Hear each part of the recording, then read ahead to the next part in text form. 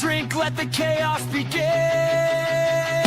You're listening to Fools Rush In, where the passion and the chaos wins. Swindon Town pride, loud within. This is where the game and fun begin. You're listening to Fools Rush In, where the passion and the chaos wins. Swindon Town pride, loud within. This is where the game and fun begin. Grab a seat, grab a drink, let the chaos begin. Grab a seat, grab a drink, let the chaos begin. Grab a seat, grab a drink, let the chaos begin. Grab a seat, grab a drink, let the chaos begin. You're listening to Fools Rush In, where the passion and the chaos wins. Swindon Town pride, now within. This is where the game and fun begin. You're listening to Fools Rush In, where the passion and the chaos wins. Swindon Town pride, now within. This is where the game and fun begin.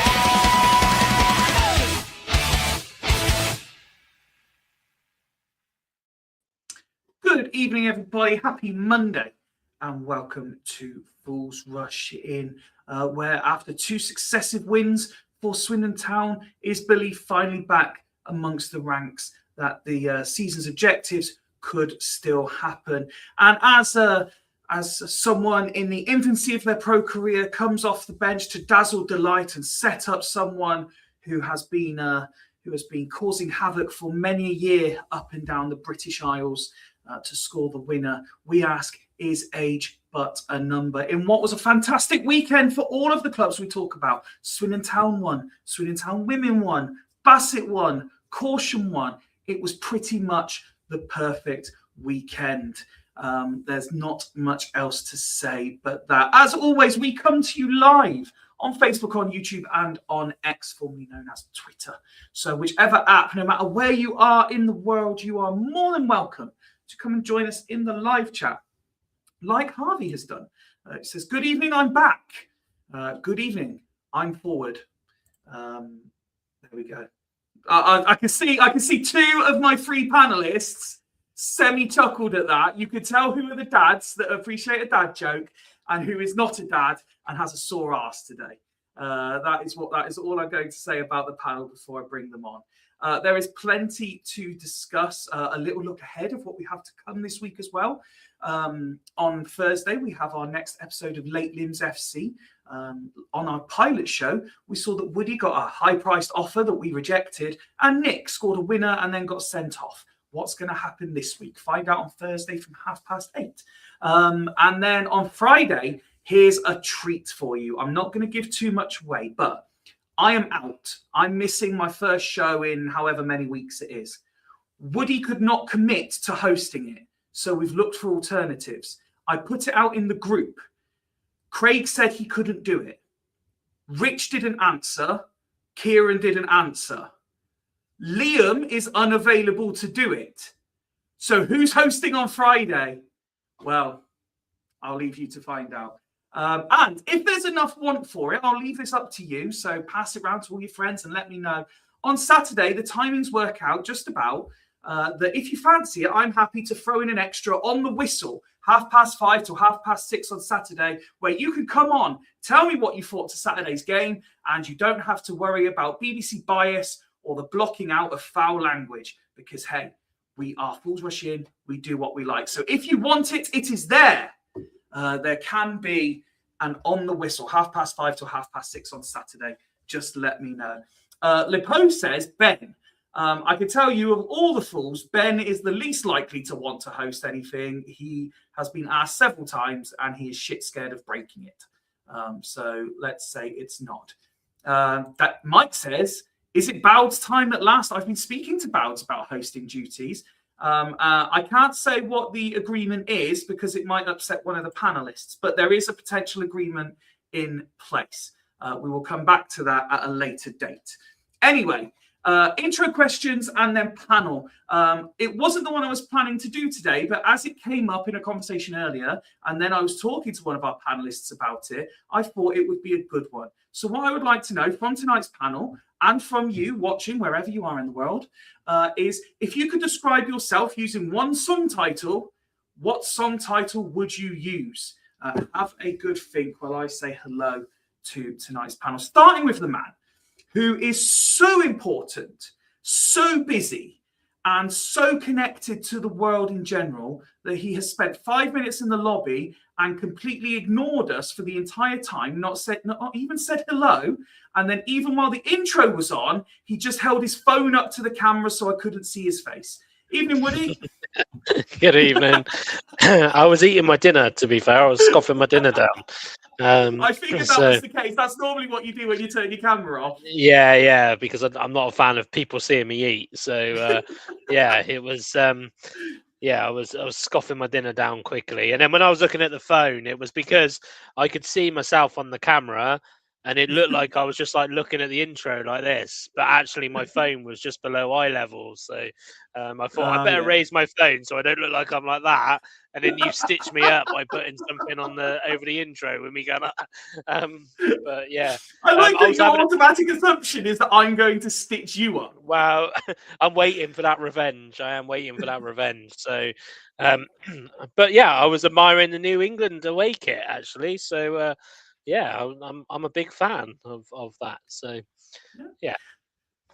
Interesting. There's been a lot of discussion about the England kit, so it's nice to hear someone speaking positively about it. At least. Oh, really? I didn't. Do you know what? It's the first time I'd seen it. Literally 5 minutes before we went live. So no, there's been a lot of negativity, particularly towards the home kit.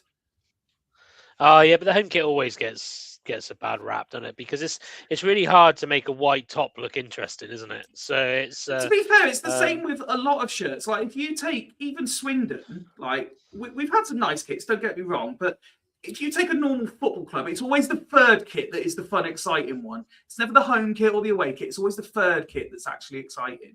So that's what you need to remember when you're looking at kits. How was your weekend, sir? It was all right. Saturday, I'd rather forget about. I did enjoy the end of I did manage to get to the chateau for the end of the second half of the football. And then, Sunday I was out at Corsham's game, which I'm sure we'll talk about later as well. So and I was really good in the knowledge this morning that finally my game on Saturday has been arranged for a 10 a.m. kickoff, which actually means I can make the Fleetwood game as well, just before I'm absent for the Cambridge game. So it's I was buzzing about that this morning. I do feel sorry because Plymouth have got to travel up to us for a 10 o'clock in the morning kickoff. But Diddums. But to be fair, mate, the amount of miles you've put to Exeter and back, it's about time one of them travelled to you. Yeah, exactly. Yeah. So, and to be fair, Plymouth gave us like a 11:15 kickoff, I think, when we went down there. So it's not like it's a massive difference. But yeah, no. It's, it was good news today. You were about to hear the intro question. If you were to describe yourself in one song title, what would you choose? Oh yeah, I have absolutely not. I'm really stumped on this one, to be totally honest. See, this surprises me because you have good music knowledge and you're always quick on an opening question with a witty remark. Yeah, it's just, but like you say, it's got to be in the song title. Yeah. I mean, surely your head went straight to a bit of Return and Simply the Best. Simply the Best? No, not at the moment. But yeah, no. I genuinely, I might have to pass on this one for a bit and let Mike said the same. Look. Simply the Best. Okay. Well, I don't know. I'm not that. I'm arrogant, but I'm not that arrogant. So. You have a bit more time to think, and we'll see what you can come up with at the end. You mentioned you don't like eating on camera. Well, let's bring on a man who clearly doesn't mind because he came on scoffing an entire box of donuts. Yes, after completing his half marathon yesterday, he is carb loading today. Good evening, Rich. One donut. I ate the other three earlier. Evening, lads. How are we doing? Very well, mate. Very well. How are you? Good. Yeah, not too bad. Well, it's not the part of my body that I thought was going to hurt the most today, considering I decked it yesterday and landed on both my arm and my leg. So surprisingly enough, it was the left side of my ass. That's actually the most sore today. But I have a feeling that's probably because I was sat down in my car driving for an hour plus to Corsham after I couldn't get out the car park yesterday. So Yes. and only turning up to the game 20 minutes before kickoff. So And then running the line, yeah. and then running the line. And then I had to run the line. And I had to run the line. I wasn't I supposed never to be knew running. that. That's harsh. I know. I wasn't supposed to I be thought it was running the line. hilarious. To be fair, if I didn't laugh, I would cry. So, to be fair, it was a good recovery run. It was probably a little too soon to be doing a recovery run, but I got it in, so I didn't have to do fuck all today. So I was quite Well, happy listen, with that. mate. But, Honestly, but it yeah. was. I was buzzing to see your message that you'd run a PB in the half marathon yesterday. A good setup for the big run in 4 weeks' time in Manchester. And listen, just congratulations. We're all very proud of you. And you just rest that left glute muscle. Yeah. So that you're fully functioning again in no time. The good news for everyone is that he's off on holiday after tonight's episode for a little bit for a retreat camp ahead of the big run. So it's all good. No need to worry. Rich, you are something of a music expert. You do like your music. So I'm sure you instantly came up with an answer to today's intro question. If you could describe yourself using one song title, what would it be? Well, actually, do you know what? The song title that I've chosen is probably a follow-on to the question that we had on Friday. You know, it was like, what have you like overcome in your life? And I always like to sort of think of things like that, like I'm the underdog, like sort of thing like that. So I always like to describe myself as the song is by Drake and Lil Wayne. It's called Rise Above It. Okay. Nice, like that. So I'm going to go with that. That was the first thing that came to my head. So yeah, we'll go with that. Excellent. Okay, let's bring on the fourth member of tonight's quartet. Yes, he was there in. Do we call it Liverpool? Do we call it Merseyside? Either way, he was there in amongst the limbs on Saturday. Evening, Wazza. Evening, gentlemen. How are we? Very well, thank you, sir. Yourself? Yes, very good, thank you. Yeah, I was there. It was absolutely limbs. Yeah, it was crazy, to be honest with you. And yeah, no, I went up with a mate of mine from Liverpool, and he we drove underneath the tunnel that you go under, the Birkenhead tunnel, and he come over and he said, "This is the scummy side of Liverpool." And I was like, "Now, Christopher, you cannot be saying this." I was like, "Isn't it most like this?" And he was like, "How dare you?" in his Scouse accent. But yeah, he really enjoyed it. A mate of mine that come along, he said, "I've missed watching like lower league football because he's a big Liverpool fan."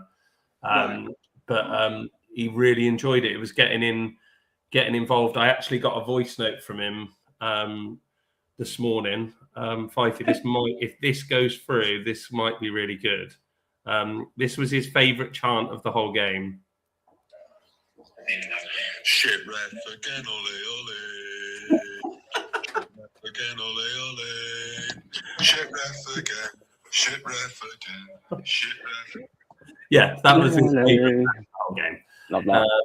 He said we could really relate to that. And I said, what, is it really that bad standard refereeing in the Premier League? And he was like, yes. I was like, oh, okay. But yeah, that was his favourite chant. No, they just changed one word I've heard at Anfield, and they just gone, shit boss again, ole ole. But yeah, no, we can't really discuss shit bosses while Woody's on, because things are looking bleak at Spurs. So let's leave that one there. Yeah.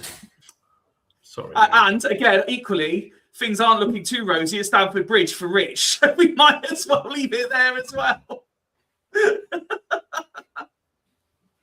It can't get worse, can it? It can. Sean says, I don't know if you saw him on the day. I did see Sean. I saw him in the myself tumbling down the steps on the goal. And then he also says that Tranmere corner they got, unbelievable. that's where it fueled the fire. That's where the shit ref again chant come out, because it was You love a shit ref chant as well, was. Oh yeah, look, especially if it then goes to a fuck the EFL chant. That's when you're in your element. Luckily, the voice actually stayed that time when I started. It didn't go like it did at Barnet. Good lad. No, Shrewsbury. Shrewsbury's where it went. Shrewsbury, that's the one. Sorry, yeah, that's it. You've had the most time, because we had the discussion off camera, to consider today's intro question. If you were to describe yourself in one song title, what would you choose? So I was sort of, while I was off camera, Alice was there and she heard the question, and I said, "Oh, any idea?" And she was like, "Well, no, not really. You just pick. It's normally you anyway."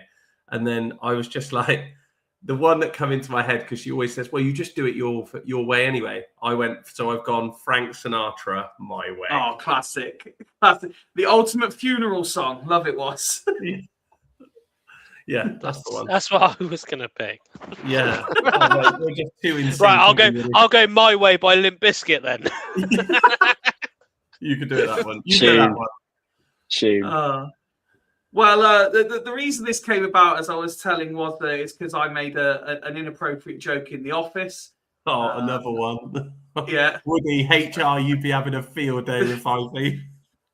Yeah, you would. I got to the point where I don't care at times. It feels like it's the culture of acceptance now. It's fine. Yes, but I waited until it was culturally appropriate with who was in the room to say that the first song title that came into my head. As you know, I've been single a long time now, so I went with the 1999 classic "I'm Horny." But then I thought I couldn't say that in the office, so I decided to go with a fat joke. And it's funny you should say Limp Bizkit, because I went with "Keep Rolling." Yeah, and that's what led me to Limp Bizkit My Way, because I was thinking Rolling by Limp Bizkit, and then I went, I'm going to go with My Way, Frank Sinatra. Oh, and then was I goes, we're all picking the same all being song. linked. God, we're so boring. We're so boring.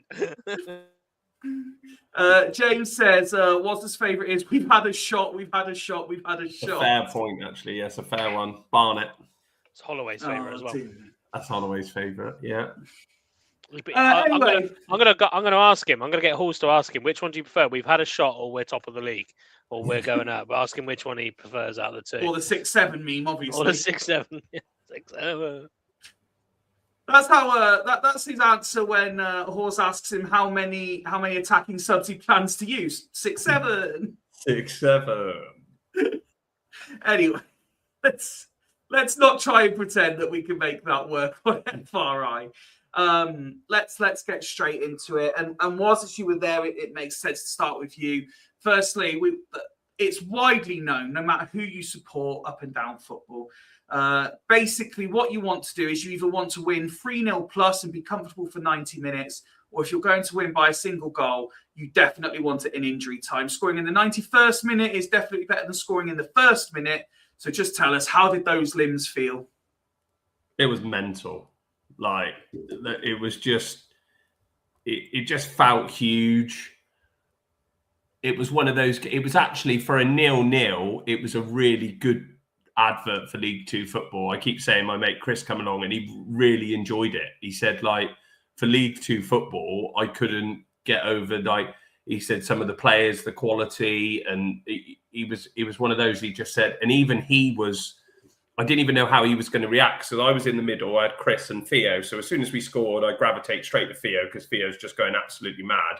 And next minute, my mate Chris has just dived over the top of me and we've got Joe in front of us. So we've just sort of used Joe as a human wall, like we do. And we're just going absolutely mental. And I've ended up picking Theo up.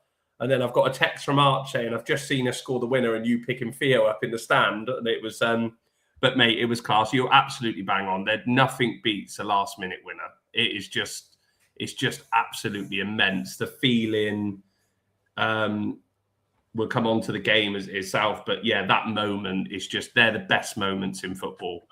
It was just absolutely class. Absolutely class. And Woody was used the term huge there. That's probably the best way to describe the result as well in the end. I mean, that's 2 wins in a row now. The performance, as Ross says, we'll talk about individual elements in a minute, but the performance seemed, I will say slightly better again. It's as if we're building slowly, and it might be a lot later than fans want, but are we starting to build that? I'm not going to say momentum yet, but we're just starting to build into that run that we've been waiting 6 weeks for. Well, it's interesting you say that you don't want to use momentum yet. When you think about it, like, what was the game? Was it 1-1 with Crew? No. What was it with Crew before we played Gillingham? Crew was at home a couple of weeks back, wasn't it? Yeah, we lost 2-1 to Crew. Lost 2-1, 2-1. yeah. So when you look at, like, you talk about momentum, obviously you go on, you keep a clean sheet, you keep another clean sheet. We're scoring goals that matter. You know, like you said, it's there isn't many better feelings than a last minute winner. And I think at this stage of the season, that's the type of, you're not going to get many, you know, unless you're playing potentially like we are with Fleetwood on Saturday, unless you're playing a team that have got nothing to play for, you're not going to get many top beat bottom 4-0. You're not going to get that because both the bottom team are fighting for their lives and the top teams are trying to fight for promotion. So I think momentum, I think, is actually probably is the right word to use, because we're now going in the back of beating two teams that needed to win. They needed those points and they didn't get them. We've shown that remember when Holloway first came in, and one of the things we said was the biggest thing that he does with his teams, or this team in particular, is that kind of never say die attitude. And I think we're starting to see that come back again now, you know, like, because obviously Gillingham, you know, I didn't think we played bad against Gillingham personally, but they had a lot of possession. They would have felt a little bit robbed, even if it was 2-0, because they had opportunities, but we kept going and we got those two. And then obviously on Saturday, we've, you know, Ripley's obviously found his form at the right stage of the season, and you know, and kept us up. But that spurs everybody else on. If your keeper and your defence, I thought, from what I heard and from what I saw, like Taff and Knight Labau had a really good game as well. And you think that's the momentum building through your team, and then getting that goal right at the end is obviously huge, because and we'll talk about the goal later, but it's it starts to show that everybody's buying into that kind of never say die mentality, and they're not giving up. And I think I quite like that. I quite like the fact it doesn't feel like we're just giving up, because I genuinely feel that Gillingham and Tranmere must have been improvements on the last couple of performances, and that's what we want to see. And now we're getting results. Woody hit the nail on the head there. It's nice to see the last two or three games, even the performance at MK Dons. I know we got beat, but the last 3 games we have had a settled back four or a centre-back partnership. We've had Tafazoli and Knight Labau. And I don't even mind the Will Wright at right back or the Batty at left back. We can say if it's a 4. But having those 2 centre-halves together has made a massive difference. They are a perfect partnership for me in this league. You've got the pace of Knight Labau that can get back and who can win. And you've got Taff that just wins everything. It's so, like, honestly, it was so vital on Saturday as well, because Tranmere were chucking balls and he's absolutely just wins every first contact. Like he does. It's ridiculous. I'm stood there watching it and I'm thinking there's not many that guy didn't miss. When it's in his proximity, he is unbelievable. And we just got to hope that he come off at the end. And I think they were saying about him that he was feeling something. Every game now I'm coming off and just hoping that he stays fit. Because he is, for me, I think he could be the difference, Tafazoli. You think of some of these games that we've got coming up, I don't want to look too far ahead, but Cambridge, physical side, put your ball in your box. He's going to be massive for that game. But it's just nice at the moment. It's no surprise that we've come into these games that we could have quite easily got a point at home to MK, I feel, probably was the fairest result. And we could be talking about 3 games unbeaten. I know it doesn't sound a lot, but the run the inconsistencies that we were on, it's massive. But just to have the settled back to those 2, we finally found it, and we've got them both fit. And those 2 are the ones, they're the top of your list, isn't you, at the moment at centre half, both of them. And that's the difference for me. Just before we go into some more specifics and I bring Rich in on the conversation, just a public service announcement that it sounds to me like one of you, your washing machine might be finished. And it's Ask me desperate again. for you to Sorry. open the door. Sorry, you don't even need to get. Was there again, LA? Was there again? Was You close there the again? door. Rich, just to kind of bring you in on the wider conversation before we talk about the Sure. specifics. We mentioned on Friday how there'd been a couple of opportunities missed by Swindon by playing the early game, not getting results, put the pressure on. We knew that there were a couple of lunchtime games which had direct implications for the promotion race. We knew at least one team was dropping points at the weekend that could be seen as a rival. So it was very important, given how the results went, for Swindon to get this result, and they got the job done. Yeah, massively. And again, like I say, it's a good response from MK Dons. I mean, I don't think many people gave us a chance against MK Dons. I think at best we were potentially going to get a draw in that game, especially being at home. But to go to two places where we historically don't play well at, and to get 6 points from 6 out of those two games, massive confidence boost. And it doesn't matter how badly both those teams are doing. Those are always a banana skin for Swindon, no matter where we play them. So for us to actually do well, I think for us, I think obviously Holloway had a game plan. You know, those two teams obviously not in very good form at all. So to go there, we knew they were going to make some kind of mistake at some point during the game. And I think the game plan seemed to work, and we had enough left in the tank to go up the other end and score, because all three of those goals in both the games were very snatch and grab goals. Let's be honest. But I think the goal that we scored on Saturday was just us still staying switched on.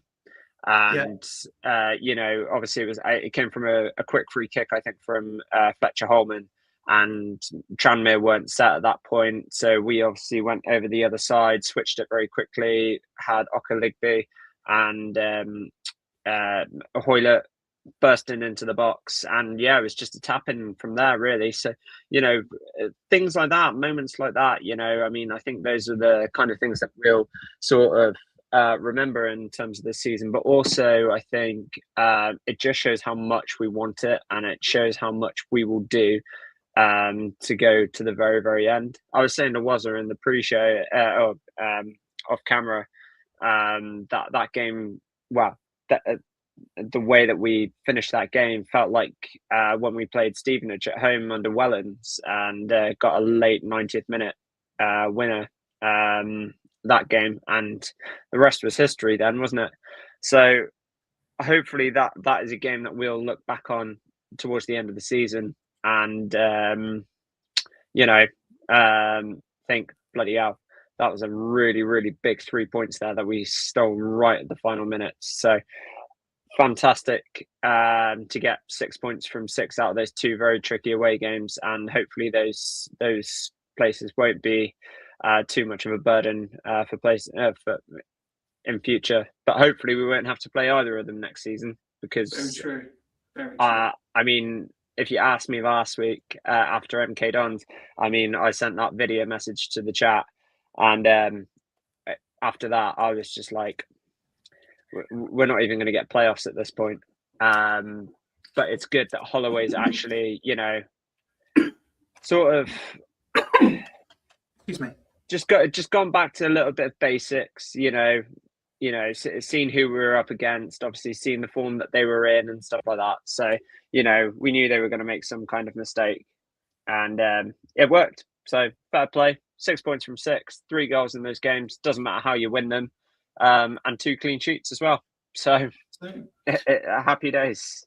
And well, I mean, all 3 different goal scorers too. It's fair to say that most players have been heralded with praise following the performance on Saturday. I'd like to focus on a couple, if we may, and it's only right that each of you get your respective hero to discuss. So, Woody, I'm going to come to you first. A man of the match performance from everyone's favourite Darren. Yeah, I thought he was class. Even on the radio when I was listening on the way back from Exeter, I think he's found. Although we could say that he's probably more effective in certain times in those more advanced positions. He's definitely found that in that holding role, in that kind of 4 and 6 or whatever old speak you want to use.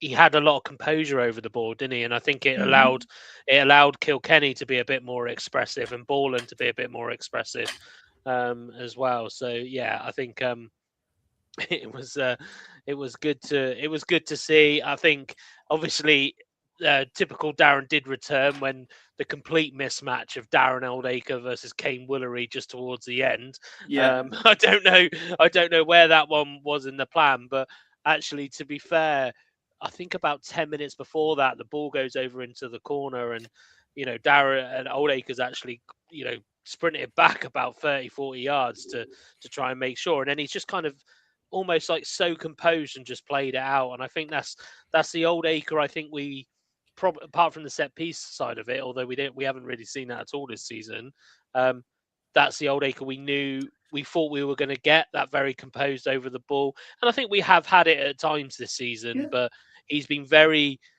been very up and down. He has been, he's had some, I think with Oldacre, what I found this season, jokes aside, he's either had a really good game or he's had a really bad game. He's not really had anything. He's either been a 4 out of 10. Game, he's either been a 4 out of 10 or a 9 out of 10. So but I thought from what I heard on the radio, I mean, his name just kept getting mentioned on the radio because obviously you don't see it, but he, so that tells me that he was probably controlling things a little bit. I've never seen Oldacre win so many tackles. Never. So they were listening to Holloway after, and he said that him and they both had a very frank conversation because there's obviously we all remember the Shrewsbury game, don't we, where we felt like he didn't do nowhere near enough. But that was a different Darren Oldacre for me. I thought don't get me wrong, on the ball, we all know he's a very talented footballer, and Tranmere did give him a lot of time on the ball, especially in that second half. And that's not me degrading his performance, but he had an awful lot of time on the ball to do with what he wanted. And there was a couple of hairy moments in the first half where he is that deep at midfielder. He sort of sold Ripley a back pass that was a bit short and it could have cost us. But I'm not going to, he made up for it for some of the crunching tackles when he was last man, centre midfield wise. He made a couple of really decent challenges. And with what Woody said about the Woolery chance, I think he wanted to fly in and nail him, but he knew if he missed, Woolery was completely through then. So I kind of think he did the right thing just to hold off, and he sort of made the lad make the pass a bit later than what Woolery wanted it. So I think it was quite a good decision from Oldacre. But yeah, definitely for me, his best game in a Town shirt. I thought he was especially the second half. He was a cut above. And I was just going to say, just to very quickly add on that as well. I think just something that was said there in terms of obviously making mistakes and stuff like that. But they're in League Two, so we can't expect them to be perfect all the time. And if 90% of the things that he does right against 10% that he does wrong, like you say, I think in this league, I think that's very admirable, and it's really good to see that he's actually coming into his own a little bit. Woody, I just wanted to expand on one of the first things that you mentioned when discussing his performance there. And this isn't specifically about Oldacre. This is actually more about Holloway, potentially.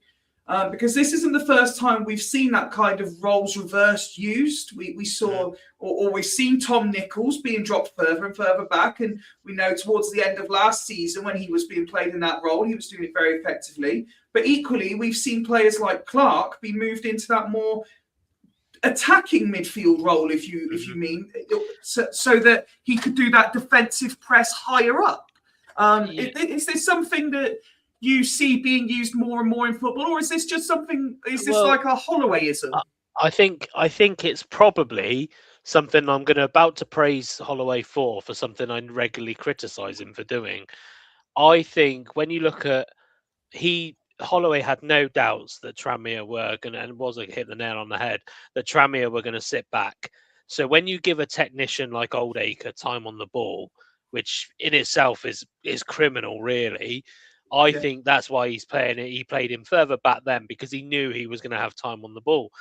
Clark is another one. He's just got that engine. So you're going to put him in those 10 roles where I think Luton, for example, teams that are confident at playing out from the back, you're going to put him in those kind of attacking midfield roles.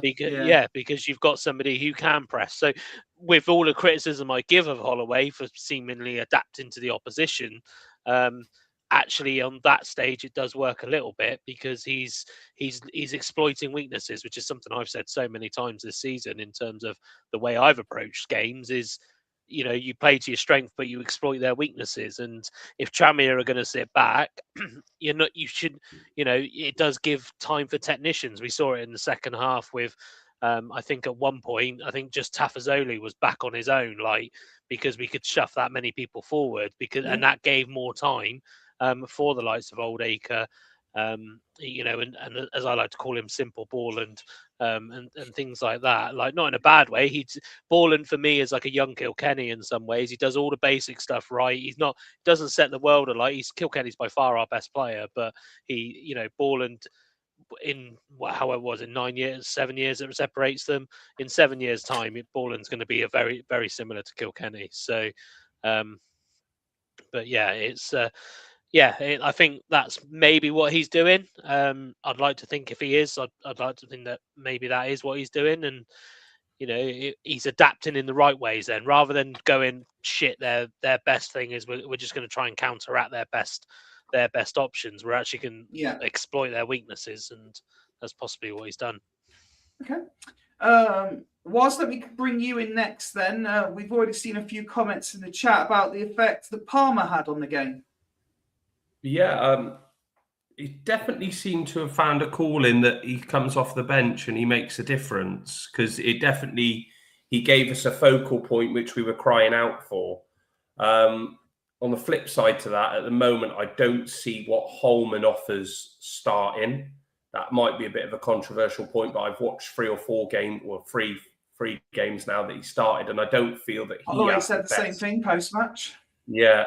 I don't know if he has the best effect starting. So it's weird, isn't it? Because one of them's got to play. So do you know what I mean? You feel, because Drinnan's a set in stone.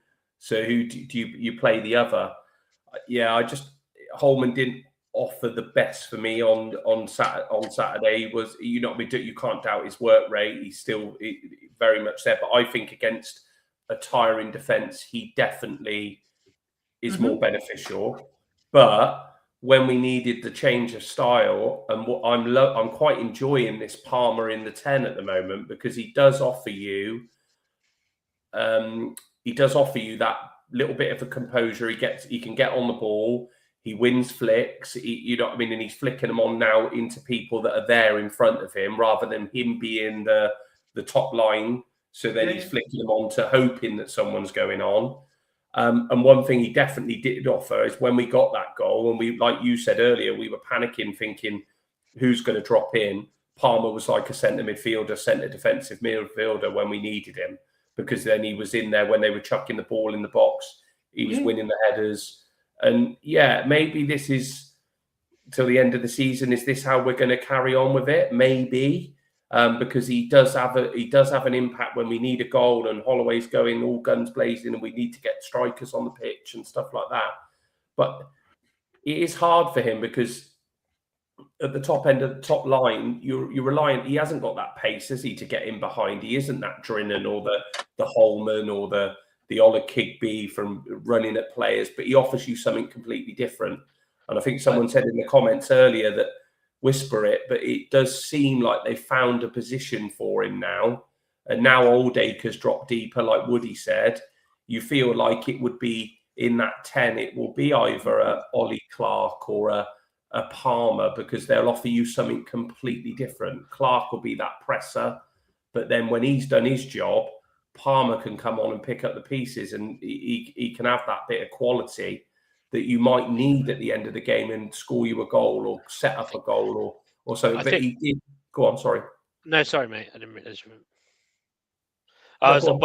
I was probably going to almost get to what you were just about to say. For me, like, I just wonder, Palmer's probably not fit enough to do that all game, like what he's doing, which is why he does have that impact when he comes in off the bench. He's kind of like, that experienced pro. I mean, I liked his performance on Saturday, in terms of when he came on.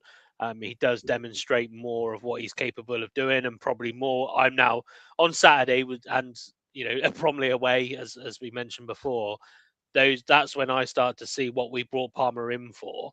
Not necessarily. I'm not expecting personally his experience to lead as a leadership type of thing, but just that other option where we run them ragged in midfield or whatever. But just that composure in between the midfield and the attacking line.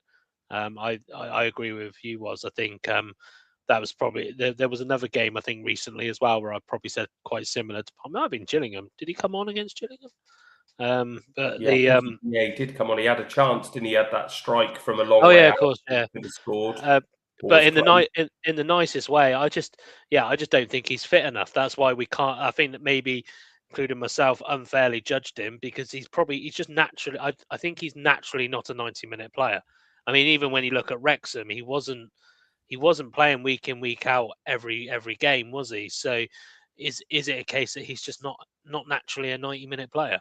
And that's fine.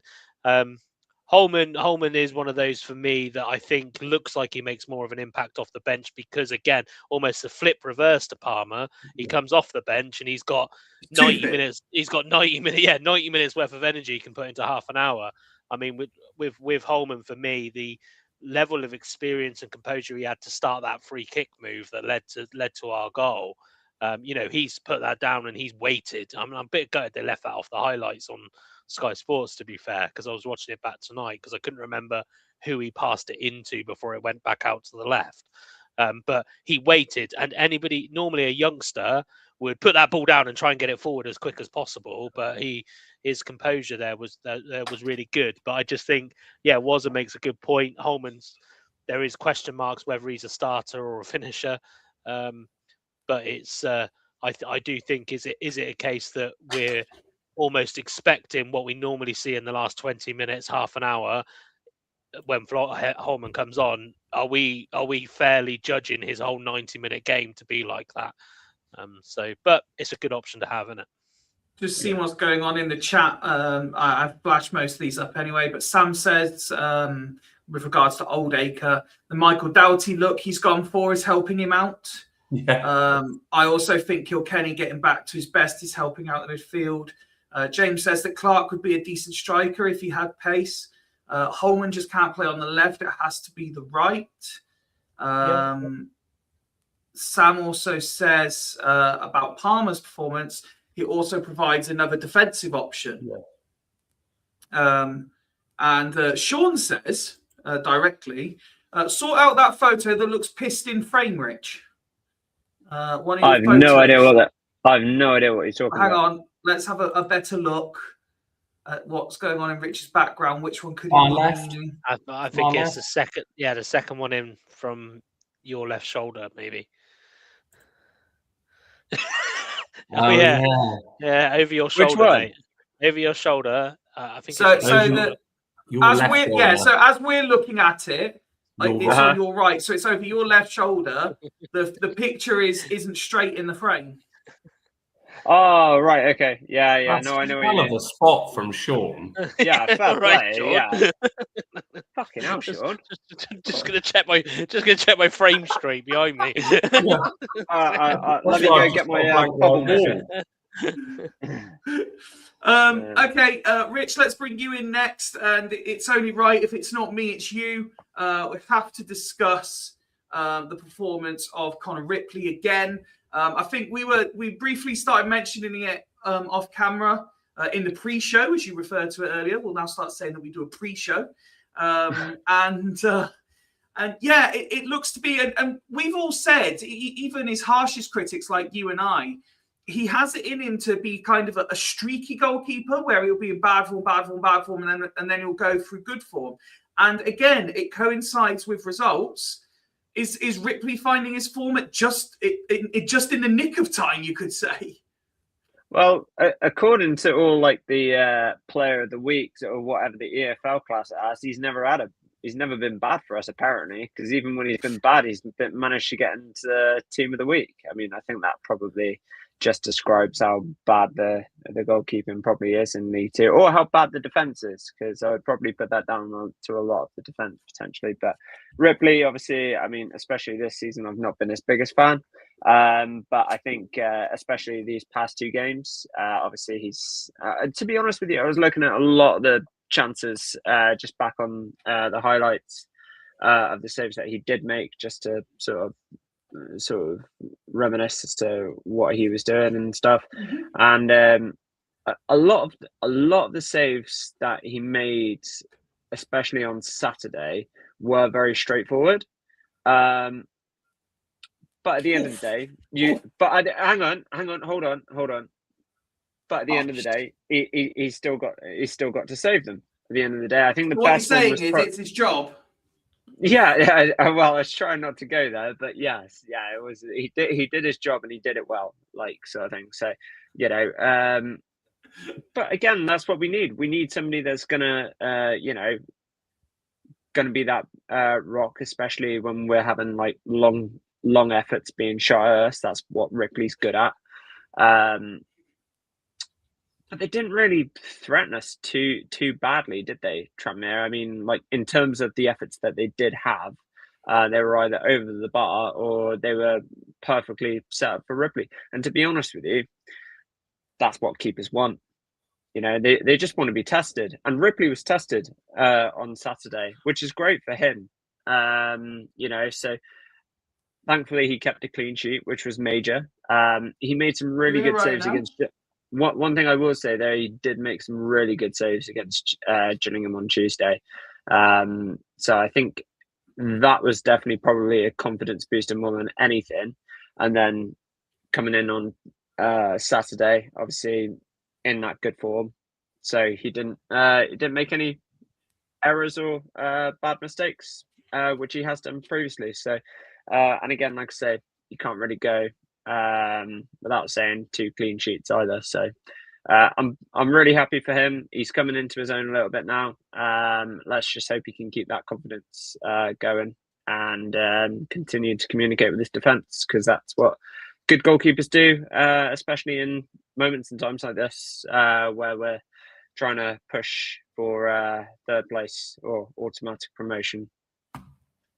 What I'm really looking forward to over the next however many years it takes, Rich, is your continued development into becoming your own kind of first team coach or manager, because I can only imagine the motivational skills you have in a changing room, that even when you're praising someone, it sounds like you're giving them a bollocking. He's saying he's saying a Ripley. No, that's teeth. That's what it is. I don't know what it is about Ripley, and I don't always mean to give him a hard time and stuff like that. But you know, again, like I say, I'm not in control of him, so I can't point out his error. I can only point out his errors on this platform. But obviously, with the goalkeeper that obviously I'm currently coaching, is she's still very young and developing. So, God, yeah, I hope you don't speak to her like that. Jesus Christ! Absolutely not. Absolutely not. So, you know, We've seen his performance, remember, when he injured people in cup finals, so we can only imagine what he's like on a weekly basis. I find it hard with so the thing I find hard with Ripley is that I think he thinks he's better than he actually is. You're still giving him a dressing down. Fucking hell, poor guy. The guy's just kept 2 clean sheets in a row, and you're like, well, yeah, you're better than you think. From my perspective, I feel as if that, especially after games and stuff like that, I think he just has that sort of cocky attitude. Everybody likes that though. Everybody likes that. I love that. I love the Yeah, old but thump in the yeah, crowd. but when you do that, you are subject to more mistakes. You know, I mean, especially because obviously I've been in that position before. Obviously not in League Two, obviously, but you know, I've been in that position where I've gotten a bit cocky and stuff like that, and then just suddenly I make two errors back to back. So but again, like I say, fair play to him. He's doing well. He's made two clean sheets. So question then, Rich. Let's say we won the Oh, no. game. We won the game 3-2, right? Let's say we won a game Yeah. 3-2. Yeah. 2 absolute howlers from Ripley. Are you Yeah. saying that at the end of the game he can't go up and do the old 3 thumps to the crowd because he's made 2 howlers? Yes. But then aren't we then rooting all the way back to square one about players not having connection with the fans? Ripley does that. I'm going to defend Rich slightly. I want to defend yeah. Rich slightly here. If he's done 2 howlers, I'm not giving it the 3 fist pumps. Like, celebrate the win, yeah. You can't give it the 3 fist pumps if you've been having a howler. Absolutely celebrate the win, but don't be going to the crowd and giving 3 fist bumps because honestly, but the crowd always won it. But he's not the reason that he's won that game. If you've won that game, I don't think he goes every time we win a game. I don't think he's giving fist bumps and going, it was me that won us the game. I love Rich's interpretation that if Swindon wins, say 5-0 and all the attackers have scored, Ripley's going, this is me, lads. This is all me. I can't buy that notion at all. I can't buy that notion. One thing I don't think we've got enough at this football club in the moment, in the players-wise, is characters. And Connor Ripley is a character. And I think he's got. I didn't say I wanted Ripley dropped for being cocky. But I didn't. I do. Ripley had a shocker at home. Had a shocker at home to MK Dons, didn't he?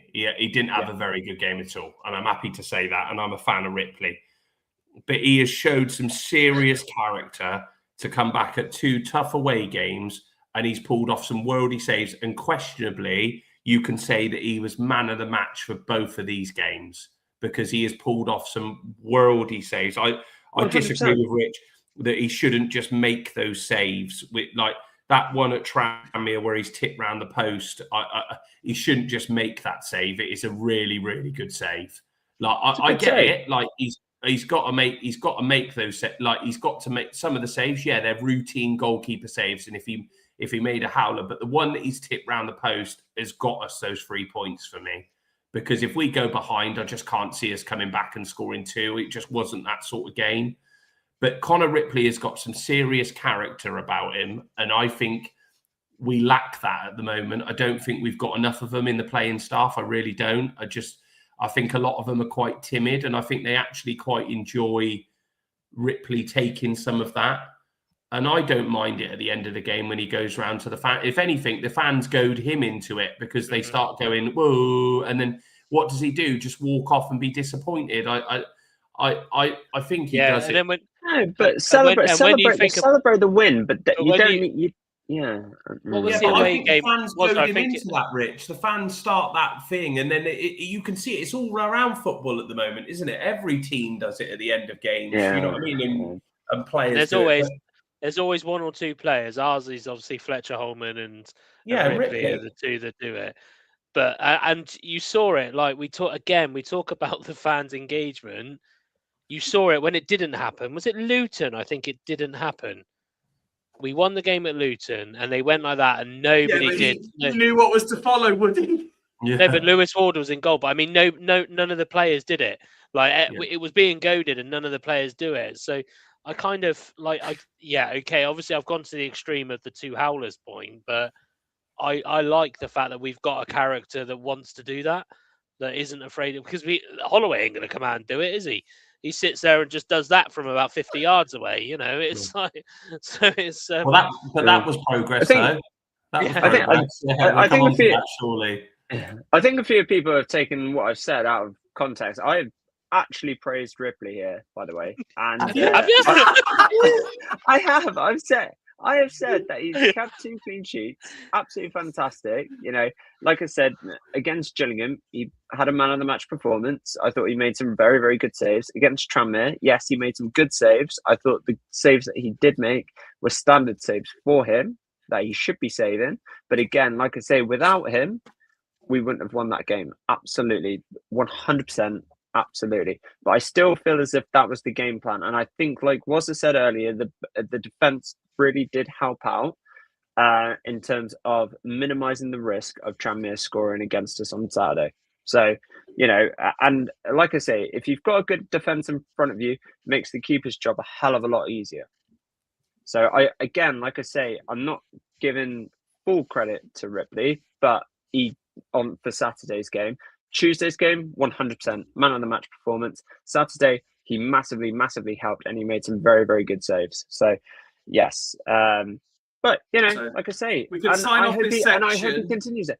I hope we continue that towards the end of the season, because I feel as if that him and He's the fucking defence. up on Saturday, isn't he?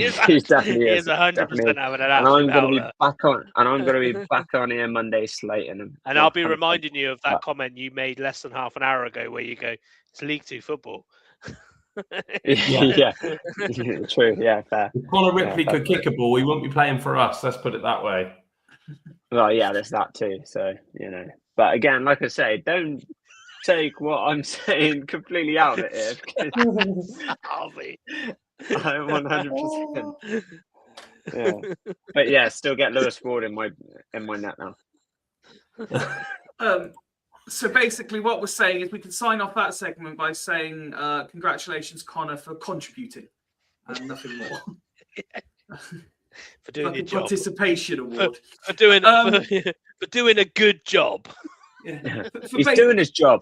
Well done for turning up and doing what you're paid to do and nothing more, Mr. Ripley. Well, Rich, can you change your name to Roy Keane, please, on your thing tonight? Can you just put Roy Keane? Oh, actually, no, that's fair, James.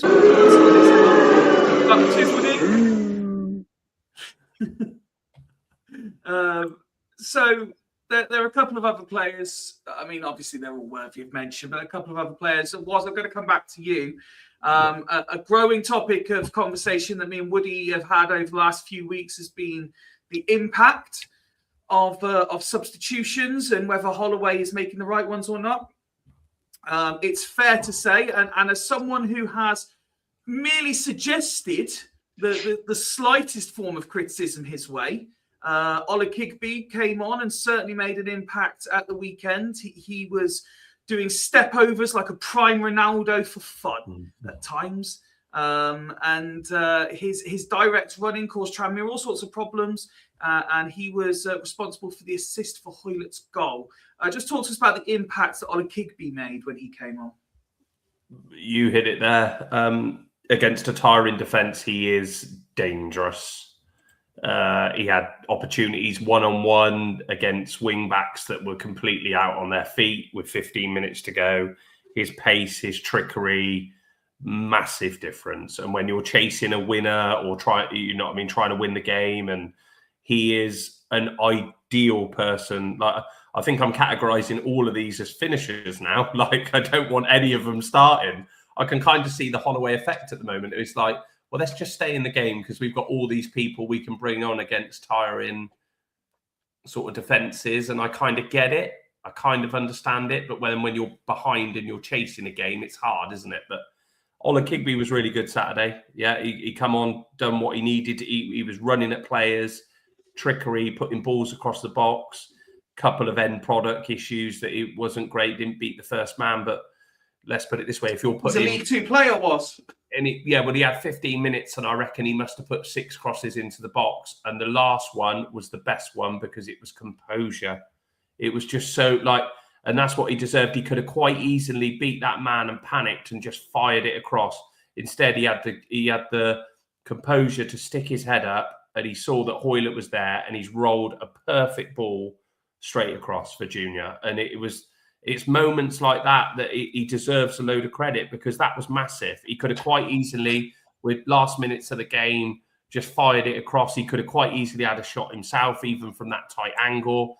but he had the composure to stick his head up, roll it across, and it was on a plate for Junior Hoylett. But he's a massive influence off the bench. His pace, I don't think against when there's a defender's not being fresh at the start of the game, I don't think he quite has that impact. But against a tiring back line, he was coming up against, because their midfielders couldn't get across quick enough and we were starting to switch the ball left and right.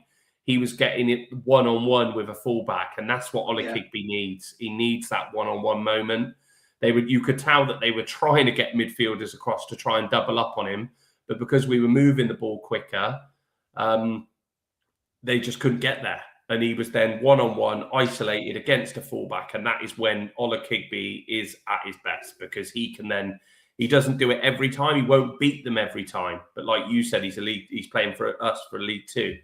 But he had the right. It was the moment that he had was the winning moment for me, and he deserves just as much credit as what Hoylett did, because he's made that happen for us, that goal, and it was a really, really good performance. And he could have a vital say with Hoylett being away now for the next couple of games.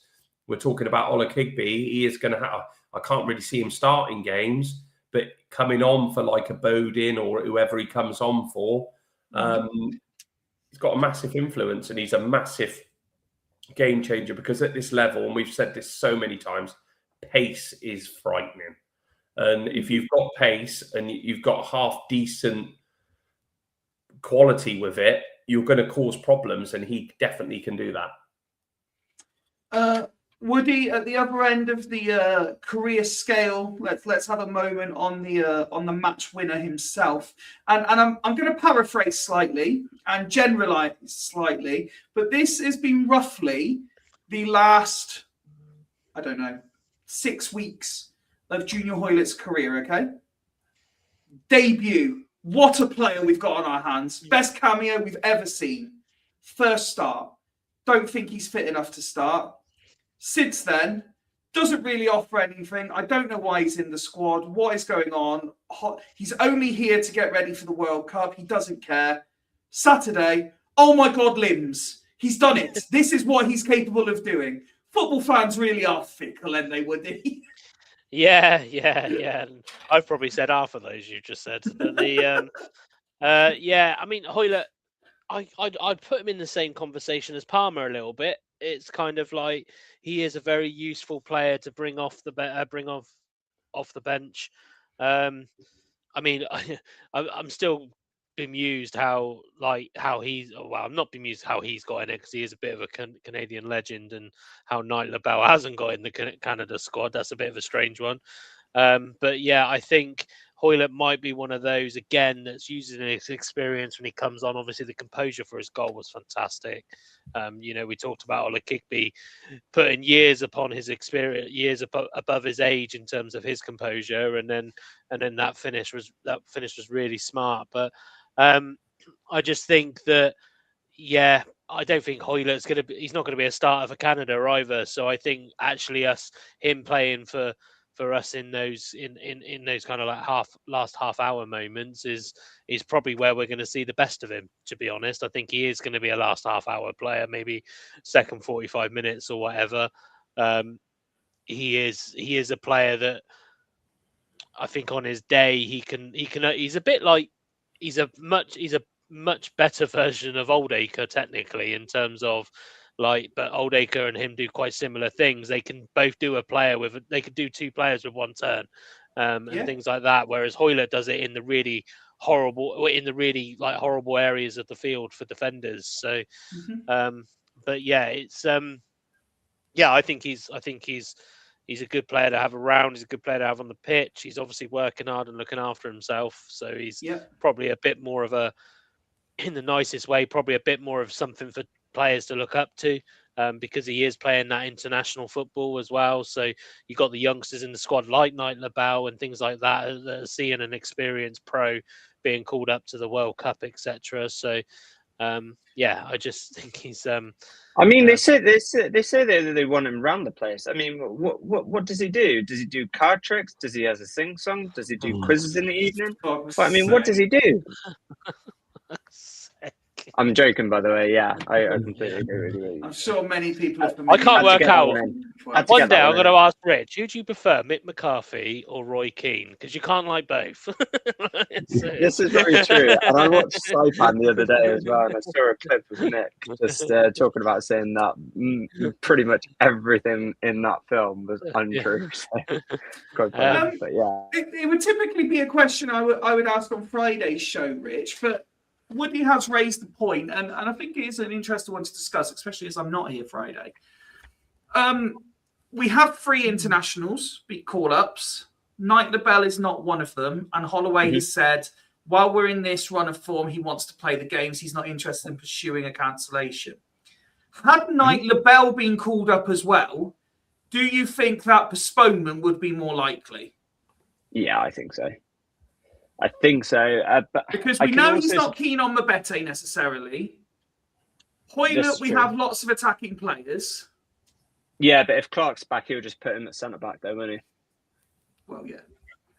I don't think. I agree with Rich. I don't think he would have changed the game. I think even if Knight LaBelle had gone, I don't think so. Like you said, well, Mabete's going with Congo, isn't he? With the under 23s, True. is he? Yeah, he's exactly. going. So I just think with the run of form that we're on, I don't think he would have. I just think he would have gone. He would have gone. I've still got my 6 attackers. I don't need defenders. So he would have gone. He would have just gone gung ho. And he's the master of playing players. He's the master of playing players out of position as well. So if there's a way, isn't there? He might have moved right to centre back and put John McGregor on right back. That's also true. Yeah. I mean, for some reason that makes sense somewhere. That makes sense. Yeah, so I think with Holloway now, I think it's just about building on that momentum, especially with the 2 wins. If we didn't get 6 points out of those games, might we have had a different tale?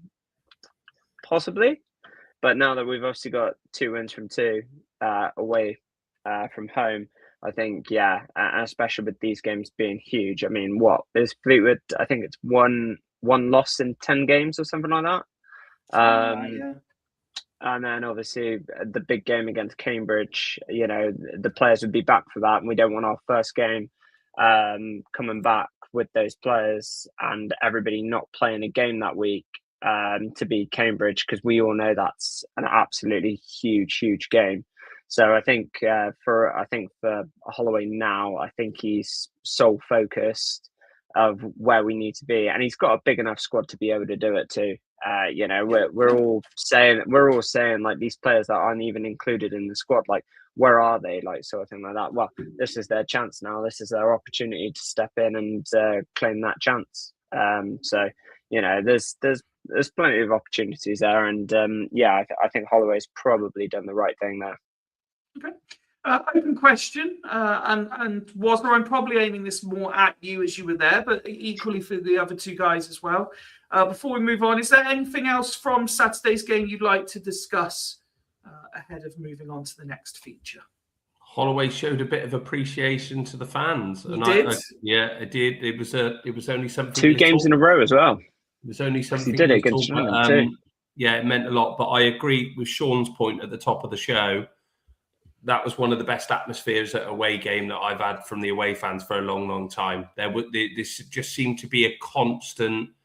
I don't know if it was the sun that was out. The sun was out. It was blue sky. It was lovely. Everyone had been maybe on a few beers before the game, but the atmosphere was incredible. Like it was constant. And a special mention to the fans, because I went up for the weekend, and we all know it's an awful long way to go. It was, it's a 3.5 hour trip, 3.5 hour trip, and we've took 700 at least up there. It's incredible support from this football club, and what you've said before, sometimes you feel like the team don't deserve the support that they get from us, because we have got a great bunch of fans. Mm-hmm. And I was quite happy to see that Holloway, even in his press conference, because he hasn't spoke about the supporters a lot recently on a positive note, he was full of praise. And even on Tuesday night, because Gillingham's a long way to go on a Tuesday night, and we still showed our support. We deserve that, and that should come from the manager. And I kind of understand his point that he says that, look, I'm not one for over celebrating, which I totally understand, but it doesn't need to be an awful lot. And I think Woody said this before, all you need to do is just come over and show a little bit of appreciation. You don't have to come over and give it the full Ripley, Fletcher Holman, flipping beat your chest, but just, I think. It's all me, boys. Yeah. The fans just do a little bit of appreciate a bit coming from the top, from the gaffer, that, you know what I mean, that it was a massive result, big performance. He cries out that sometimes the fans, we don't constantly are making noise, and he admitted that we were just incredible on Saturday, and we were. The fans were incredible. We deserve I'm not one for giving a load of credit sometimes, but we deserve that. We did. The fans got us out. We got them over the line, because it was just a constant noise and people saying that you sort of pull it into your side when you're behind that goal. And I felt like we did that.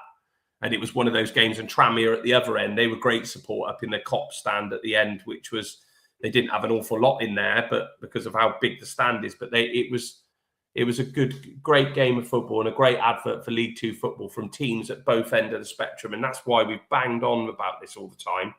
There's not a lot of difference in this league, top to bottom. There isn't. Any team can beat any team in this league on a given day. You've seen it, Harrogate picking up results at the moment, beating teams that you wouldn't expect. So there's no God-given right that you just turn up and beat these teams. There's a lot of factors that need to go your way, but it was just nice to see that Holloway did give us that bit of appreciation from the last 2 away games, from great supports from our football club, and we deserve that as fans. Because it is your hard-earned money, it's your time. You know what I mean. We all forget that at the moment, don't we? It's a tough world we live in, and people deserve a little bit of credit. Footballers it's a special job, isn't it? You're paid you to do something that you should love to do, and none of us are. You know what I mean? Except for me, I love selling tires, but yeah, we all do it to pay. We've got to pay our bills, haven't we? We've got to pay your bills, support your families, and that's what it's about. But people 700 going up there on Saturday, spending money, fuel, ticket, beer, whatever you're doing, we deserve an awful lot of credit, to be honest. I think it's really easy as well, like, especially when you're in that moment and you're not on top of the game. And I think it's more easy to criticize a team rather than to actually support a team in those respects, especially when you haven't got a lot of the ball. So the fact that actually we were continuing that, we knew that there was something in this still for us. And clearly there was. So I think that's great respect from the travelling fans for continuing that support. And yeah, like Waz has said, it definitely spurred our players on to go get that winner, because we knew what was important, and we know what our aims are for the rest of the season. So it's great that we didn't criticise, because I can guarantee you, though, if we were going away and we were in the opposite end of the table, it would be pretty toxic. It would be high level criticism, and especially if we hadn't won on Tuesday as well, I think we would have been a little bit like down in the dumps a little bit. So fantastic from the crowd for continuing to spur our players on, and that's what we need right now more than anything. Fifey, I'm just one more point. Sorry, just on the game and in the broad spectrum of everything in itself before we go on to others. Like, they were 2 massive games that we needed to win, but let's still put it this way: we're still fighting a very uphill battle for me to get into the top 3. We've still got an awful lot to do. I feel like. Wow, just hold your thought there 1 second, Waz, because I'll let you go first. Sorry. Yeah, I'll let you go first before we move on to what happened in the women's section of the game. Lipo has asked, who do the panel think are finishing above us? Only 2 for him, Bromley and MK. So 3rd place finish predicted by Lipo. So as we sit here today, Waz, please continue with your point. I think I don't want to write off Salford, because they've probably done quite well to get back into it. But I think Bromley are there. I think MK Dons' result on Saturday at Barnet or at home to Barnet showed that they could now have a little wobble. MK, they've gone on this big run of being undefeated. Is it their time to have a little wobble? My head says my head says I don't think we will, but my heart says that I agree with Lepo, that I think it might just be that MK Dons and Bromley will be ahead of us and we'll sneak into that third place. But look, I don't want to jump too far ahead of the game, but Fleetwood's massive on Saturday. We need to win that game, no doubt about it. But Cambridge is huge. Like, it's huge. And like, we've been writing off our team all the time that we can't beat teams around us. What a time that would be to go away to Cambridge and come back with it. You know what I mean? But we can't talk about that yet, because for me, Fleetwood should be the sole focus, and we've got to beat Fleetwood. There's no point beating Cambridge if you can't beat Fleetwood. So but I don't know. I'm still so split, and I still think we've got a hell of a mountain to climb, and we're going to need some favours from the team. What we say though, Wazza? Ain't no mountain high enough. Well, we're all cheering Oldham on tomorrow, aren't we? Let's put it that way. Oldham at home to Notts County, and so Oldham are in good form. So we got to hope that they can do us a favour. Rich, who do you think's finishing above us right now? Yeah, I completely agree. I do think it will be Bromley and MK Dons. I do expect both to potentially have a bit of a wobble, but I don't think it'll be enough for them to drop out of their respective positions. Because I think historically, especially when you get to that end of the season, the pressure does start to get to you a little bit. And I think it will get to one of those teams at some point. When that will be, I'm not too sure. Obviously, there's not many games left of the season now, but I do think one of those teams will have a couple of games where they'll either pick up a couple of draws or pick up a couple of losses. And we've seen that one game with MK Dons now. Let's see how they respond whenever they play next. I think it's probably Saturday now. And like I say, I want us to finish third. And now I do expect potentially Cambridge to maybe have a bit of a wobble, especially when we play them, hopefully. Whether or not we will beat them, I think we're the only team, though, that hasn't gone on a run of games. We haven't gone on a run of wins. Is it our time now? Can we keep it right to the last minute and take it to the final day, and actually sneak in that third position? And that's one thing I'd love us to do. You know, obviously all these teams have gone on their respective runs at the turn of the year or a little bit earlier on in the season and stuff like that. Now is it our turn? Now can we do that? Have we got the bottle to be able to do it? Can we actually get it right each game week and do what we know what's important? We have got some tough games coming up now. And it's time to actually see this team's resilience in order to get us to where we need to be. So, and again, like Wazza said, Salford, I think they could potentially be a threat. I think if anybody's going to finish above us and get that third place, I think it'll be Cambridge. I don't think Salford have got the minerals to be able to finish above us. And that's insane when they've beaten us 3 times this year. I know. And he said minerals. That's a good line. yeah. But from a selfish perspective, I really don't want them to go up either, which now you know they're definitely going to go up now. But I really don't want them to go up. But yeah, that's my thoughts on it. Woody, same question to you. I'm just going to fill up my bottle as you say it, so I'm going to throw mine in there. I'll be honest, I still think it's the playoffs for us at this moment in time. I think Bromley are all but up. I think Notts County will finish in one of the top 3 spots. And then I think it's Cambridge or MK Dons in the other one. But that could soon change. As the guys have said, I think Fleetwood is critically important now. And if we can go into the Cambridge game on the back of 3 wins, I think that Thursday night game is season defining for both clubs. But yeah, I'm just going to quickly fill up my water bottle, Woody, if you want to take where you think the top 3 is finishing at the moment. Well, I've kind of based mine on whilst the lads were talking, I was looking at the remaining fixtures for the teams that are playing around us. I'd argue, to be fair, that Cambridge have probably got the hardest run. But what makes me nervous about Cambridge is they do have that game in hand. And I know we'd rather have points on the board, right? But they are still 3 points above us. So, like Wazza said, that if we don't beat Cambridge, which will be a huge game, obviously Fleetwood's a different matter, but if we don't beat Cambridge, then we're not going to close that deficit with them, really, because they'll still continue to be 3 points, at least 3 points ahead of us. But when you look at Cambridge, they've still got to play Grimsby because that was postponed. They've got to play Barnet.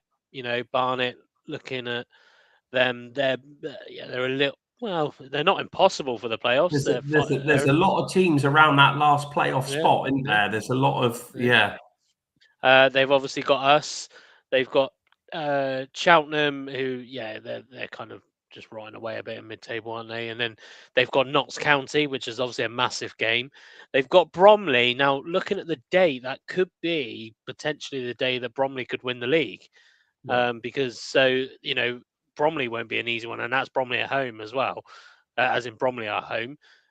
Barrow they've got as well, who will be potentially fighting for their lives down there. I do think Barrow are gone, but it's but either way, you never know what's going to happen. And then Crewe as well, who again, another team that could sneak into the playoffs because they are only 2 points off it currently. So whereas MK Dons, I think they've still got Bromley, they still got Barrow, they still got Salford, they got Oldham. So but MK Dons' next 4 games are against Salford, Barrow, Oldham, and Bromley, which is a horrible four games.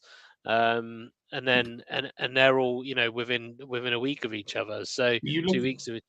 And you look at our favourite guy, Alf, you look at his team. His team's got 2 games in hand on Chesterfield, who are on 62, and Oldham are on 58 points. Oldham could be in the mix for this last. There's someone that's going to run in, that's going to come from, and who would have said this 6 to 8 weeks ago that Oldham would going to be where they are?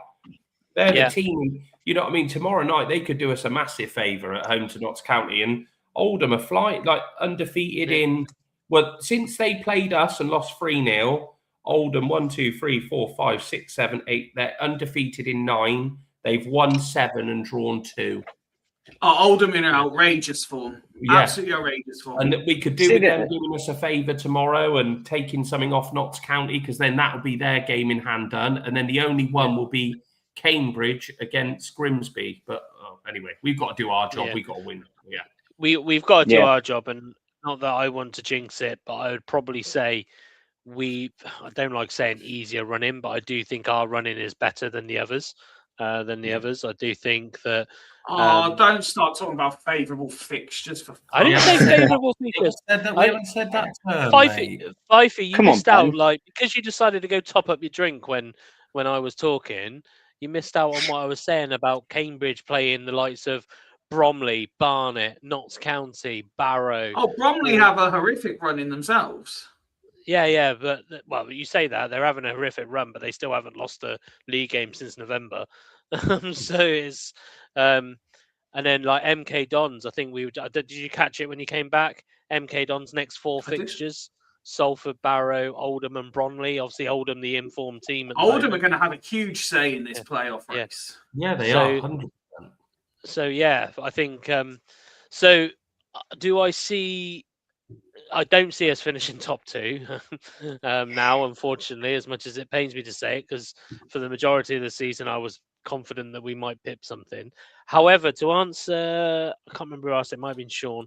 To be honest, it was Lepo who asked the question. I feel relatively confident if we go in the playoffs. Because again, as long as we go in with the momentum that we're all talking about, because if we go in with, like we say, 6 of the last 7 games with either wins or positive results, we've got that momentum going into the playoffs then. And I think, is Holloway the right person? I mean, he does love the playoffs. He joked about it in his post-match, didn't he, to say that he loves a day out at Wembley in the playoff final. But it's I don't know why I feel a bit more confident than I would have done the last few years if playoffs is our route. But I'm with Wazza. My heart is still saying that we can still push for that third place. Yes, we are relying on others, but the fixtures fall quite nicely for the others to potentially slip up. So it's but naturally the fixtures fall quite naturally for us to slip up as well. Yeah.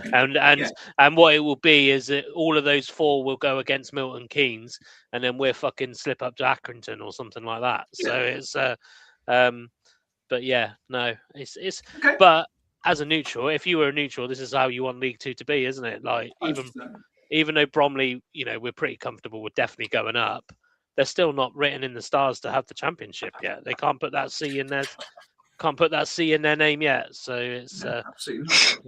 I'm with Harvey on that one, and especially the fact that I don't want the playoff final to be on my 30th either.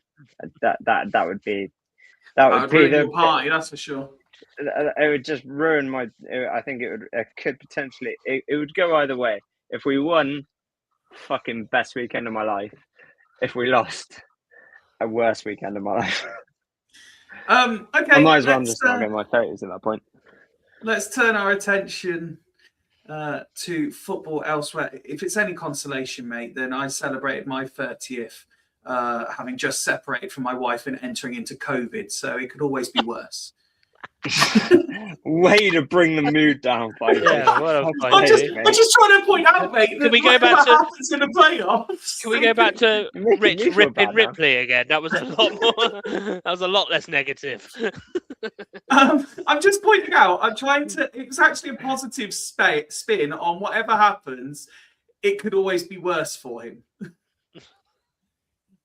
Let's turn our attentions to the women's side of the game then and have a look at everything that unfolded this weekend. We'll come to the big top of the table clash at the end, Rich, and you can give us an overview of what happened at Corsham. Woody, I know you were there spectating as well, so you can comment on that. But let's start on Swindon Town hitting double figures again. Double figures again, ole ole. Yeah, I mean, great result, wasn't it? I mean, I was expecting a Swindon win, to be fair, but I was thinking when you put the travel and all that into it, I was thinking, they'll go down there, they'll maybe nick a 3 or 4, maybe as it would be 3 or 4 goals would be a really good result, and I think that's put a bit of a statement. Although Moneyfields did beat them 10-2, I think, so Worthing have definitely become the whipping team of the league, I think. But no, I mean it's a statement win, isn't it? Like it's again a mixture of goal scorers on the score sheet again. So it was. Am I right in saying 7 different goal scorers amongst the 10 goals? I haven't checked. I saw that Annie scored. I saw that Libby scored. I think there was a couple of own goals. I think there was a couple of own goals, to be fair. Yeah, so at that point, Worthing were that board, they were kicking the ball against their own goalkeeper. They were that. But no, very good win. Birthday goal for Sahara as well. Yeah, for good old Biff. But the it's a statement win, isn't it? It's it shows that Rich isn't taking his foot off the pedal at all, really, in any of these games. He's not taking any game for granted. It was a strong squad that went down there. It would have been easy, and it probably would have been understandable if he had given a couple of fringe players the starting position, etc., because it was likely to be a win. But no, he's taking it very seriously. And is it the County Cup final next week? It's on the 12th. Oh, is it? No, 19th. Sorry, 19th. Oh, 19th of April. Sorry. Fucking ages away then. I don't know why I thought it was next week. But the very positive win, and we just and again a defence that aren't conceding many goals this season. I think that's the important thing. Obviously, we talk about Biff scoring, but she's very much been a part of a defence that have kept several clean sheets this season as well. Which very impressive defensive record. Yeah, and I think with only 4 league games left, obviously there's still only 2 points, so that trophy is going to be lifted at Moneyfields. But by which team, you know. And I'll be honest, I think I looked at the fixtures that both teams have left, and I can't see either team conceding points. And if Swindon, though. if one team, well, no, because the thing is, they obviously both have to play each other on the last game of the season. So it's whoever So someone wins has that. to drop points. Yeah, I know. That's what I mean. Well, if it carries on, sorry, that's what I meant. Sorry, that's what I meant. Sorry, between now and when they play each other. Sorry, that wasn't clear. Yeah, I mean, to be fair, you look at Moneyfield's record, 11 goals conceded themselves, the same as Swindon. They've scored 3 less goals. That's the only difference between the two sides if they scored. So Fair play it to goes. them, because that's a hell of a, because we've commented Swindon have scored a lot of goals this year. So for them to only be 3 behind, that's a hell of a run they've been on this year as well. Yeah, I mean, Moneyfields are ruthless. That's the thing. When they get going, they are a ruthless side. I think, and like I said, I didn't even realise until I've just checked it that they had conceded the same amount as Swindon. So it's good. It's good for them. Obviously, I think.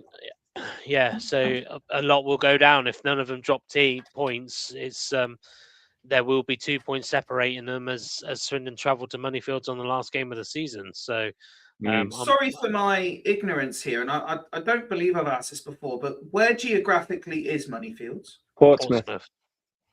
Oh fuck me, that's a long way south from Leicester. That's all right, mate. Come down with us. Yeah, I'll be going down. Corsham don't have a game that day, so I'll be going down myself. Well, it's either that or I stay up and watch Bassett versus Mansfield, but I have a feeling that Dan potentially might be going to that anyway, so he can keep me in the loop. So, I think I will be choosing to go to Swindon versus Mansfield. Swindon versus Moneyfields myself. Apparently, it's 3 hours and 12 from my house. Mate, that's fine. easy. That's easy, mate. Break it up. Stay at your mum's the night before. Come down with me, Fifey. Come down with me. We'll see. I won't rule it out. I mean, what else are you going to be doing? Watching the London Marathon? That's basically. Yeah, exactly. I think that is that day, isn't it? Well, that's what Sean says. He planned to go to Moneyfields, but then realised it clashed with his daughter's doing the London Marathon. Fair play to his daughter, but fair play. Sorry, I won't be watching Sean's daughter run the London Marathon. I'll probably be watching Moneyfields v Swindon. So moving slightly over then, Woody, and another win for Bassett. Yeah. Okay, great. I was going to say I can fill in on that one, to be honest with you. I mean, obviously Breslington, I don't think made it easy for them. I think they're starting. Was it okay? I knew the goals came later on. I didn't know how late on they came, but 0-0 at half time. You know, so and I think the opening goal came from honest free kick. I think, which by the way was actually a very, very good goal, to be fair. And then the rest of the goals came, I think, was split between Lauren and Poppy, one, I believe. So, and I think Cat back as well. Oh, and Cat, yeah, of course, Cat goal. I thought it was an own goal, but yeah, no, Cat scored as well. So, yeah, fair play to them. Breslington certainly aren't making it easy for teams that go there now. Obviously, we got upset by them in the League Cup a couple of weeks ago, about a few weeks ago now.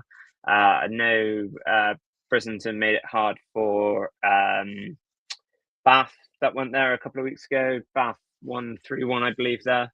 So, you know, they seem to do quite well at home, or they make it difficult for teams to break them down at home. But when they go away, they go to pot. So, because I think they went to Cirencester a couple of weeks ago and they got dicked 7-1. So, I think it's very much one of those ones this season. I think their game plan is very much try to make it hard for the opposition. I don't think I'm going to say try to make it hard, because I struggle to say they're making it hard when they've played 18, won none, 1-0, drawn 1 and lost 17. Yeah, true. Yeah, I think it's more they're probably trying to make it hard. I think as soon as I was talking there Woody, I think I was trying to sort of sneak that in there, but because I was just thinking of their record there, and it was it's pretty bad, but no, very bad. Sorry, but yeah, no, Bassett came through that, and obviously got a 5-0 scoreline, so fair play to them. Yeah. And then talk to us about Corsham. We'll ask you from the running on the line, stroke coach's perspective, and then Woody from the audience perspective. When the teams were just about to come out and the ref gave us one of the flags, and then I just realised that Dave, who was supposed to be running the line that day, wasn't actually there, and nobody informed me. But that was probably very tactical by the rest of the staff, to be fair, because I think if Dan had told me that when I was calling him on the phone saying that I was going to be late, I think I would have probably kicked up a bit of a fuss saying, no, I can't do it. But yeah, no, I was actually quite relieved to actually do it, to be honest with you. Because actually, like I say, it was a good recovery run for me. And I think if I didn't, I'd be sat on my ass in the dugout because I wouldn't A, want to stand, and then B, I'd be cramping up for the rest of it. In terms of the game, though, I felt we kept the ball really, really well. And I think that was the game plan. They weren't really pressing us. We didn't expect them to really press us either. We thought they were going to set off. We didn't have that many out-and-out chances. There was very, very much half chances in that game. I just didn't think the forward line started amazing, which is fine. You know, like I say, we built into the game. We brought Shannon on around half an hour, 35 minutes, I believe. And I think she had an instant impact. And then, about 5 minutes before halftime, we scored from a corner, which is very rare for us. We don't score many from many corners. Tia got her head on it, and it was a very, very good goal. And then literally halftime was literally just to, settle down and continue a lot of what we were doing in the first half, playing the ball around, just not giving away silly mistakes. And, if we could grind out a 1 or 2-0 win, for us at the moment, that's what we need, especially coming off a loss last week against Bassett. But we ended up going 3-0 up. 2 very good goals, 2 very well taken goals. We could have probably had a couple more too, going into later stages of that game, and then instead we gave 2 goals away, unfortunately, which were mistakes from ourselves. So again, like I say, I think when you get comfortable 3-0 up, things tend to take a little bit of a slip, which was not ideal for us. And I think at that point we were like, do we hold on? And what was really funny was Lily had the ball in her hands, and she kicked it upfield, and Martin shouted over from the other side saying, Lily, just keep the ball down, just roll it out. And that kick led to the 4th goal. So it was just quite funny, the timing of that statement to the fact that Shannon just went on from Lily's kick and scored the 4th goal, which really sort of put our nerves a little bit at rest. And then I asked the ref how long's left, and he said 8.5 minutes. And at that point, I said to Woody, I was like, Woody, do you mind just going to do a Mackey's run for me? Because I'm absolutely starving.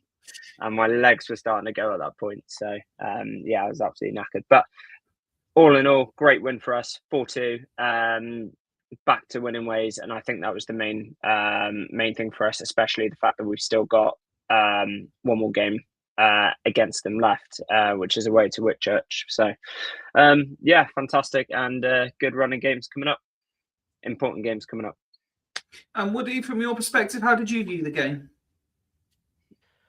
I wasn't impressed with Whitchurch, to be totally honest. I thought I was expecting a bit more pressing, as Rich said, from a second place team. I think they had a striker in the first half who was very isolated. The ball kind of got pumped up to her, and the nearest midfielder was about 25, 30 yards away.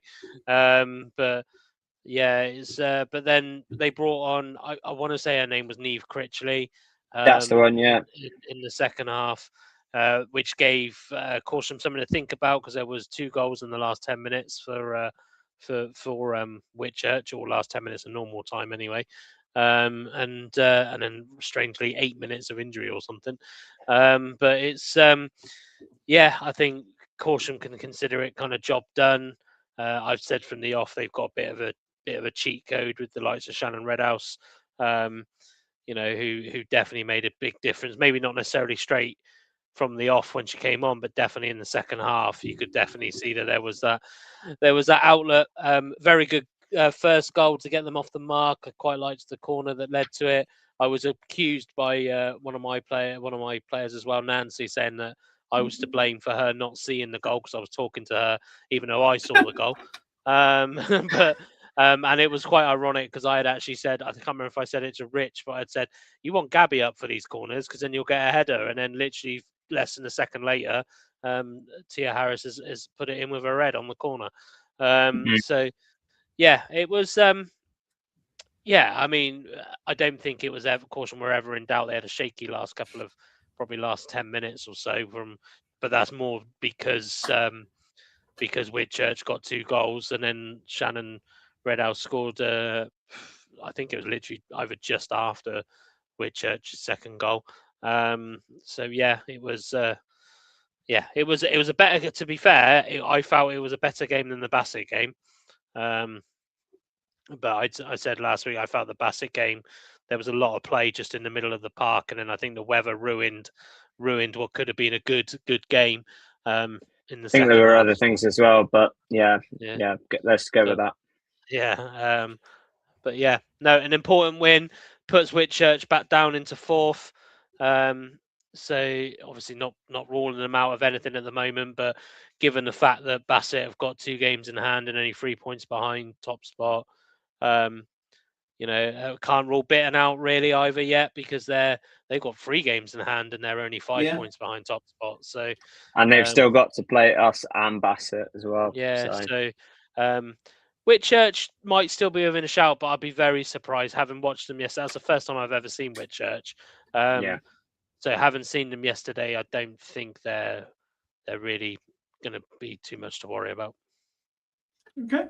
Well, congratulations to Swindon Town women, to Bassett women, and to Corsham women for fantastic results this weekend. Long may that form continue for you all. We've been sent one final question before we conclude for the night. We're continuing to move attention further away. SN1 Robbins has said, you guys excited for the World Cup? Any predictions on who will win and who will the dark horse will be and who will be the disappointment?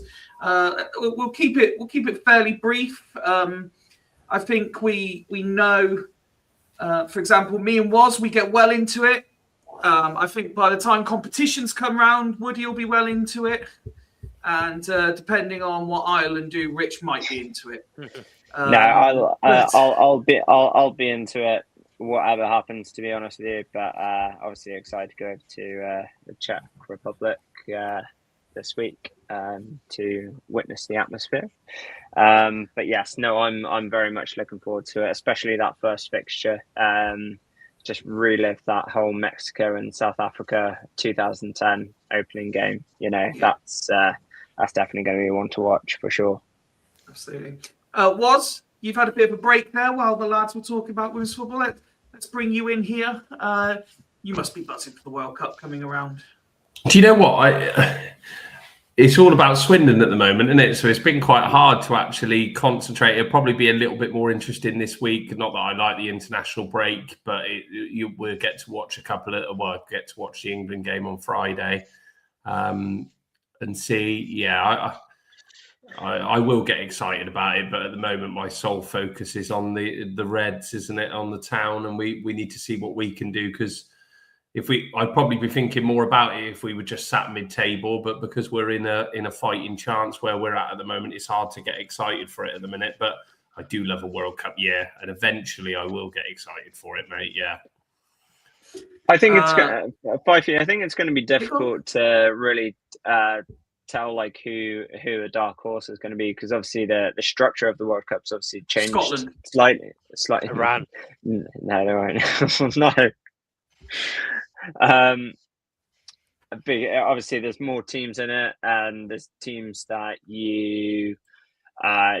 that's first World Cup it's going to be. You've got teams like Jordan, Uzbekistan, teams Cape Verde, like teams that you would never expect teams that you never thought actually had a national team. So I think it's going to be very interesting to see how those teams cope, and whether or not there's going to be if one of those teams shocks the group stages. You just never know. I mean, I think generally, and I'm not going to get political on this at all because it's not what we're about, but when you consider everything going on in the world, and no matter who wins the World Cup final, there's every chance the result's going to get overturned 3 months later anyway. The whole competition's borderline irrelevant. But do you know what's going to happen? England are going to win the fucker, and then FIFA are going to take it off of us because Donald Trump isn't happy with how we've handled stuff over in fucking Cyprus or Greece or something. But that's probably what's going to happen. Woody, you starting to get just a sliver of World Cup fever? No, I have to keep reminding myself that it's on this year, to be fair. Yeah, I'm a bit with Wazza. To be fair, my sole focus has been Swindon and my own team. I keep losing track of the Premier League as well, to be fair. So I will be one of those. That's not hard Spurs for you. Could be in the relegation zone by the next time they play, Woody. Yeah, but so it's. But no, I mean, obviously the dark horses would be Iran, and the it's probably going to be won by Haiti or something. But yeah. I think Iran will definitely approach it with an explosive attitude. So it's, can't see anybody else. Really. Ready to battle. I am. I can't be the only person hoping it's a USA-Iran final. I really can't be the only person hoping that. It's the case. Yeah, even against the oil. Because imagine if they were drawn in the same group. Will Trump be giving out the trophy? Considering he obviously brought football to basically Trump brought football to the US, didn't he? Like Morfuni brought women's football to Swindon. Yeah, exactly. So it's USA Iran final just for bants.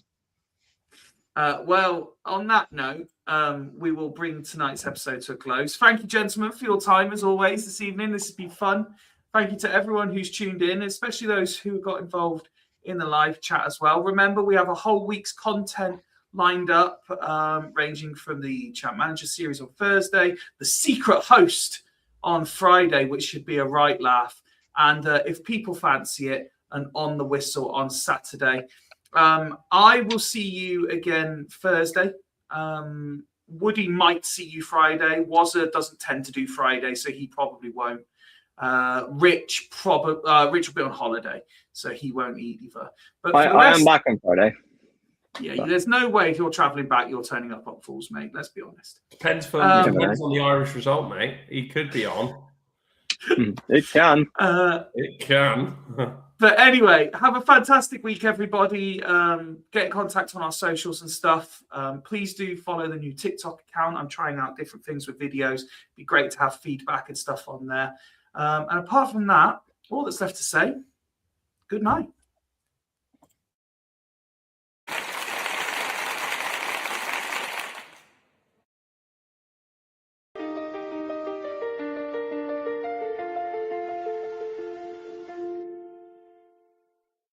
Fools rushing! Yeah, we're back again. Like mates down the pub.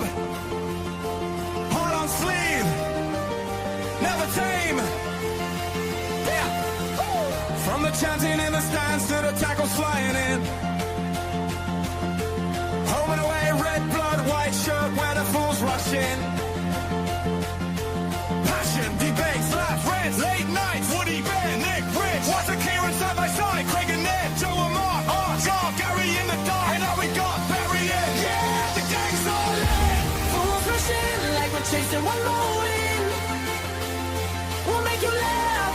you cry, feel happy, feel angry inside. Fools rush in like a last minute swing, just like back in Swindon's time. We go up, we fall down.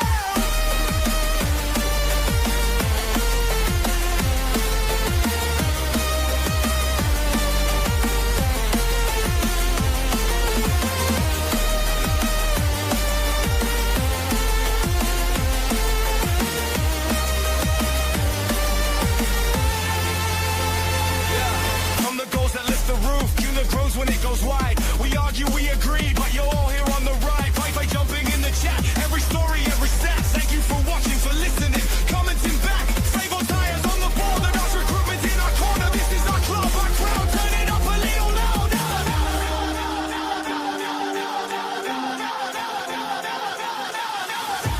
Fools rush in like we're chasing one more wind. We'll make you laugh, make you cry, feel happy, feel